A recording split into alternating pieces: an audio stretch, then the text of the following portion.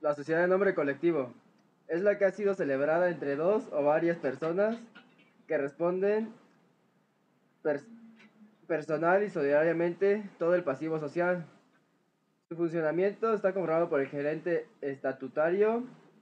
Es el que no puede ser revocado sin ninguna causa legítima durante el tiempo que dure la sociedad o el término que haya concedido para la gerencia.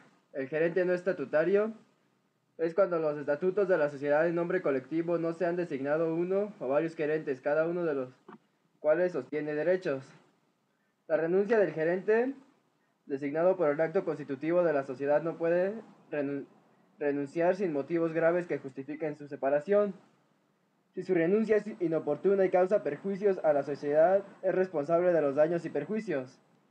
Los poderes de los gerentes son vender mercancías, comprarlas por las vías amigables y judiciales, obtener el arrendamiento de los locales, firmar arreglos de cuentas, pagar seguros, y no puede formar una sociedad con un tercero, efectuar donaciones o liberaciones fuera del comercio. Según la Ley General de Sociedades Mercantiles, en el artículo 25 señala que la sociedad de nombre colectivo es aquella que existe bajo una razón social y en la cual todos los socios responden de modo subsidiario, limitada y solidariamente de las obligaciones. Sociedad en comandita simple. Es una combinación de sociedad personal y una sociedad de capital. Algunos de sus socios responden a las obligaciones con todos sus bienes. Algunos otros socios responden por las obligaciones de la sociedad solamente hasta el manto de su inversión no pagada. Según la Ley General de Sociedades Mercantiles, artículo 58, sociedad de responsabilidad limitada es la que se constituye entre socios que solamente están obligados al pago de sus aportaciones, sin que las partes sociales puedan estar representadas por títulos negociables. A la orden o al portador, pues solo serán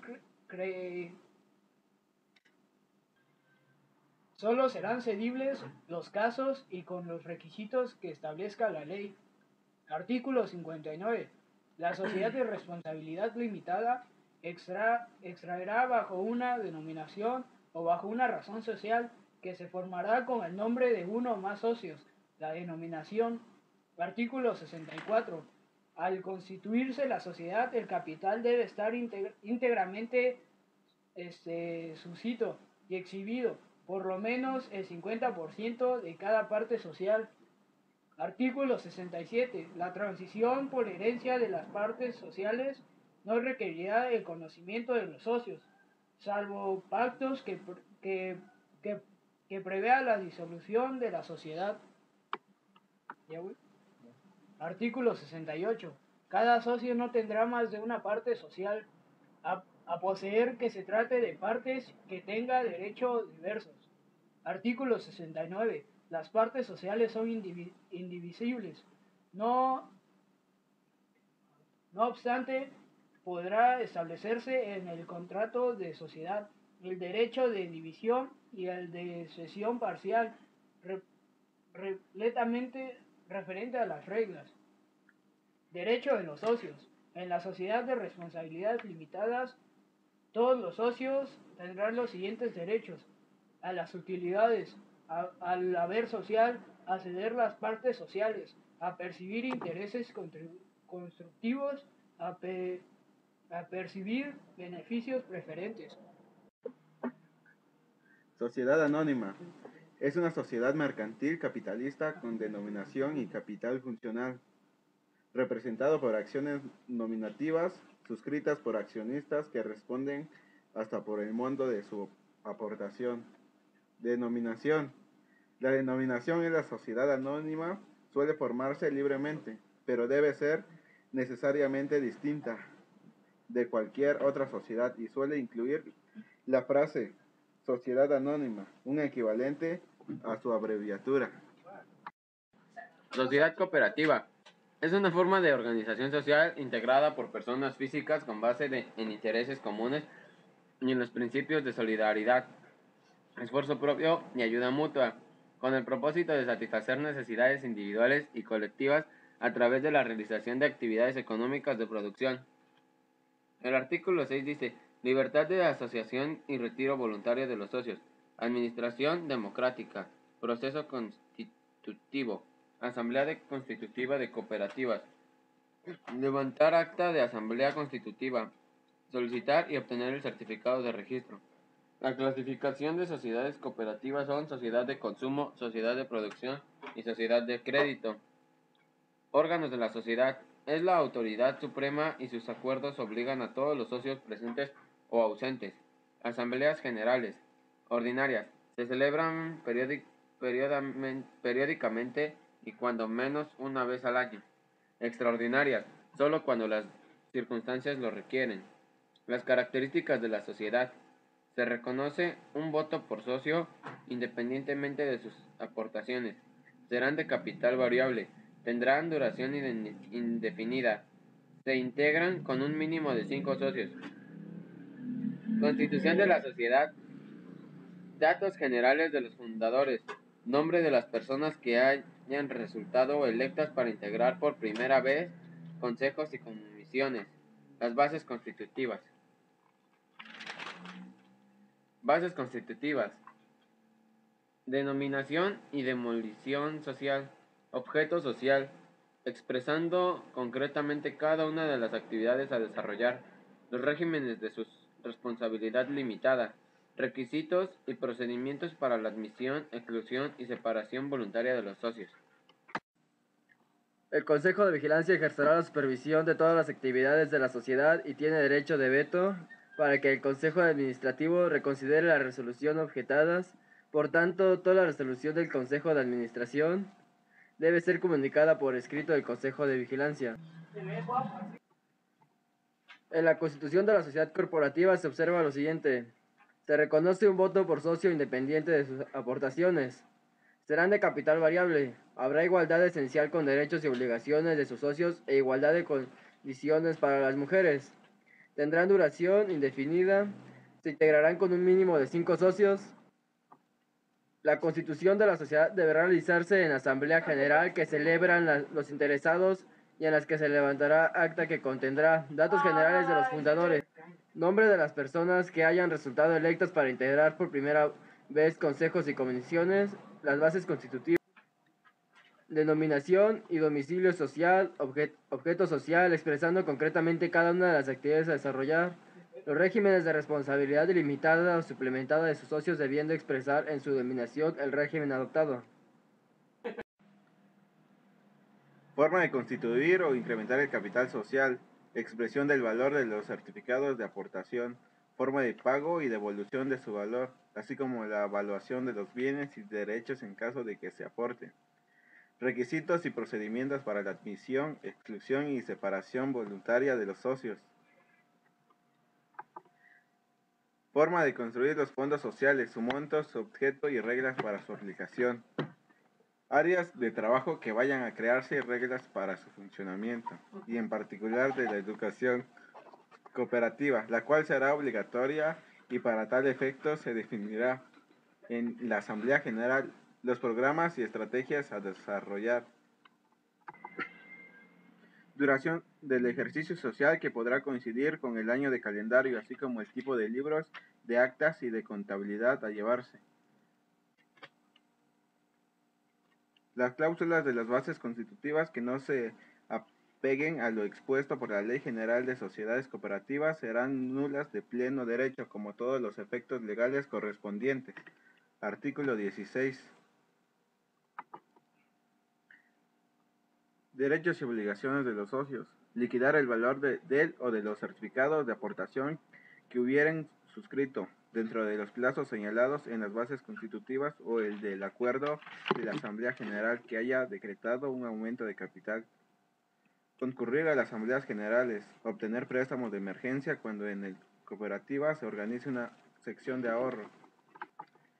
Percibir la cuota proporcional que les corresponda en la parte distribuible de los rendimientos que se otorgan en cada periodo contable, de acuerdo con lo establecido con la ley y su reglamento, así como lo que dispongan las bases constitutivas y los acuerdos de la Asamblea General.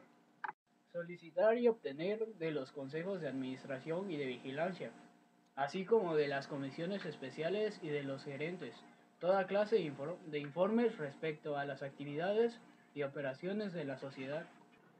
Aplicación de rendimientos. Supuestos que las cooperativas no persiguen fines de lucro. De hecho, no tienen utilidades. Sin embargo, la diferencia entre el precio de ventas y el costo total recibe el nombre de rendimientos, mismos que deberán reintegrarse a los cooperativistas, después de deducir el importe de las reservas de capital.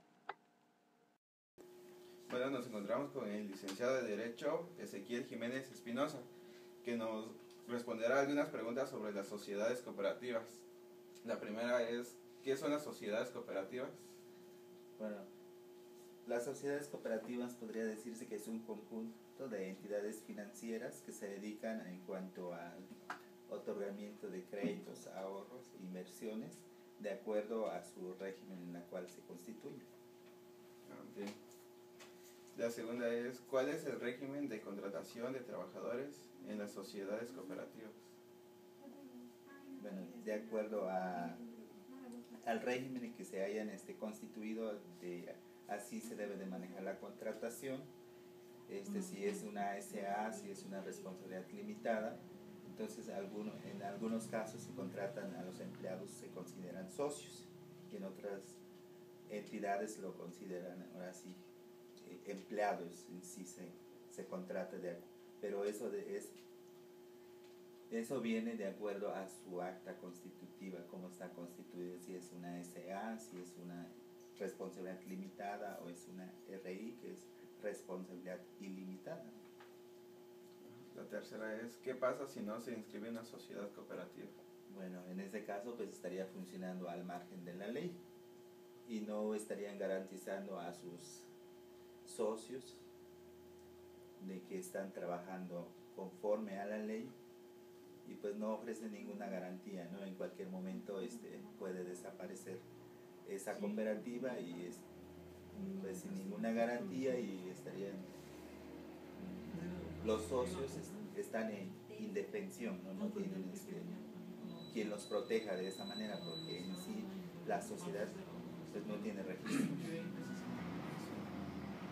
¿Qué trámites debo seguir para construir una cooperativa? Bueno, para que se constituya una sociedad cooperativa, lo primero es que tendría que reunirse un grupo de personas, como mínimo 6 personas interesadas en constituir una cooperativa, que serían los socios fundadores. En este caso se tramita en la Secretaría de Relaciones Exteriores lo que es el nombre, se envían varios nombres y de ahí se autoriza uno solo. Posterior a ello hay que acudir con el notario público para hacer el acta constitutiva. Después de eso hay que hacer los trámites en la Secretaría de Hacienda y los demás organismos que regulan lo que es las sociedades cooperativas, como es la Comisión Nacional Bancaria de Valores y otros organismos. ¿Qué diferencia hay entre una cooperativa de primer grado y una de segundo grado? Bueno, la diferencia podría distinguirse o marcarse de que una cooperativa de primer nivel solamente funciona en el área local. De acuerdo a la ley tiene un mínimo de 5 empleados o no menor de 5. Sus procesos son más simplificados y sus registros son más que nada ya sea de manera escrita o en el sistema, pero es más compacto. Y el de segundo nivel ya se considera, porque ya tiene más sucursales, más empleados mayores de 5 en adelante, y sus registros se manejan mediante redes, o sea que haya comunicación entre una entidad y otra, una sucursal y otra. Entonces en eso se ve la diferencia. entre uno de primero y de segundo nivel, por la operatividad que manejan. ¿Cómo se remunera el trabajo de los socios de una cooperativa? Los socios, pues sería a través de similares a los salarios, ¿no?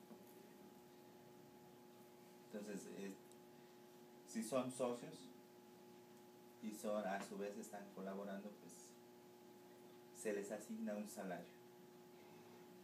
Bueno, pues son todas las preguntas. Gracias por esto. Nada, estamos para servir.